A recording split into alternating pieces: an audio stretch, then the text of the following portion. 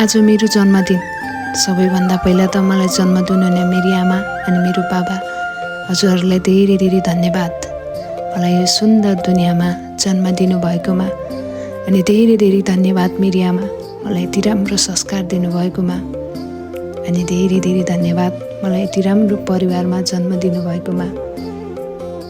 जिन्दगीमा जन्म लिइसकेपछि दुःख कष्ट भन्ने कुरा त आइ नै रहन्छ।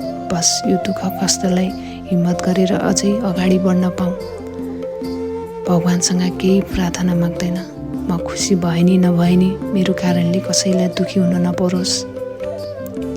अनि धेरै धेरै धन्यवाद।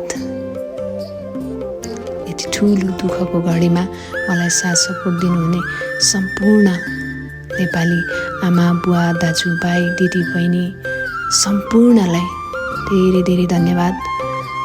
यस्तै माया आशीर्वाद सधैँ पाइरहँ। हजुरहरूलाई जति धेरै धन्यवाद भने पनि पुग्दैन, त्यति धेरै माया दिनुभएको छ। बस जानी नजानी अन्जानमै गल्ती भएकै छ भने पनि माफ गरिदिनु होला। बस अझै पनि मलाई सही बाटो देखाइदिनु होला।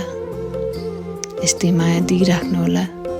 भन्नलाई धेरै शब्दहरू छन्, तर जे छ मनबाट